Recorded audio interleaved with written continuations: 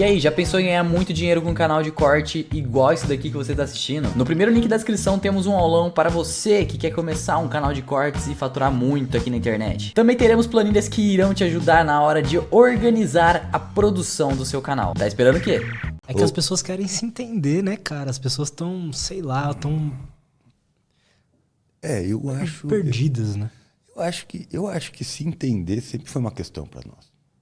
A literatura mostra isso, né? Se a gente for buscar na literatura, a gente vai ver que muitos livros foram construídos numa perspectiva de entender a própria natureza humana. A filosofia já estava lá, né? E antes disso, talvez a religião ou outras formas de conhecimento, né? Então, eu acho que a busca por conhecimento, ela é uma busca bem interessante, né? Bem interessante, não, bem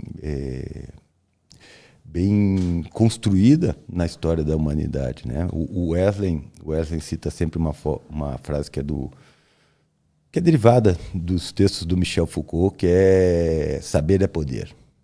Né? Saber é poder, mas poder é saber também, né? Porque você, produzindo saber, você produz poder, mas com poder também você pode extrair mais saber das coisas, né? Então, por exemplo, hoje, o poder que o conhecimento médico nos dá, em muitos aspectos, nos permite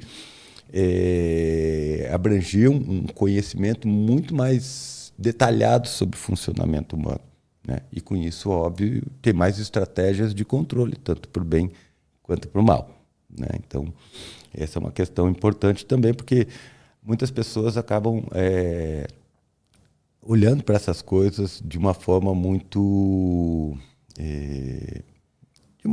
simplista, né? O conhecimento, ele vai se construindo, e se o conhecimento e o poder, eles vão se construindo e se apoiando em diversos processos, que nem sempre são processos lineares, fáceis de a gente entender. Às vezes eles são processos bem conflitosos também, né? Mas essa relação entre o saber e o poder, ela sempre existiu. E aí tem uma coisa interessante nisso que você falou, porque você diz, as pessoas estão querendo se conhecer. Mas por que a gente quer se conhecer? Por que você acha que as pessoas estão querendo se conhecer? O que você acha que leva elas a buscar autoconhecimento? Pois é, né, cara? A gente é meio que o único bicho que tem essa necessidade, né? E aí eu vou te fazer uma pergunta. Por que a gente precisa de conhecimento?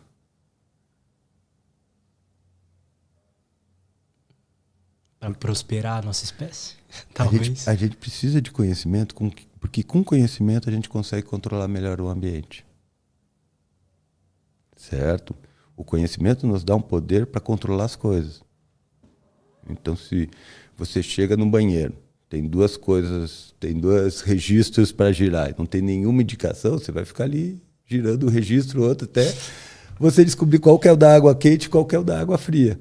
Certo? Quando eu me mudei para cá, fiquei assim. Isso. Depois que você tem o conhecimento, você já vai direto, você poupa tempo, você tem um controle melhor do ambiente. Então, a gente busca conhecimento, na verdade, para estabelecer uma forma de controle melhor sobre o nosso ambiente, né? Isso nos permite interferir de melhor forma no nosso ambiente. E agora a pergunta, por que a gente quer autoconhecimento?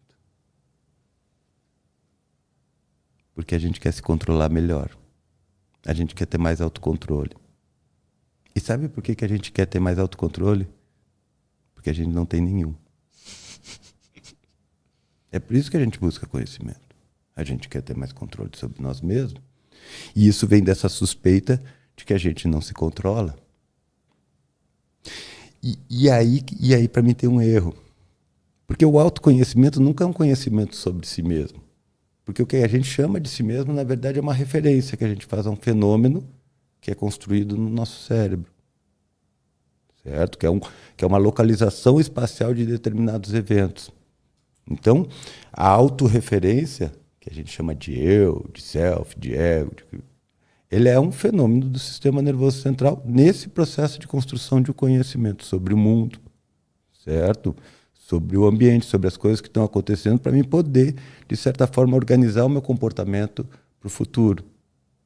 Então, o que acontece é que a gente faz a referência ao autoconhecimento, a uma estrutura que é produto do conhecimento e não a fonte. Então, não existe autoconhecimento, existe conhecimento das condições que te controlam. E aí, essa é a magia da coisa. Porque quando você conhece as condições que te controlam, você pode mudar esse ambiente, você pode mudar essas condições. E a partir daí você tem um pouquinho mais de controle.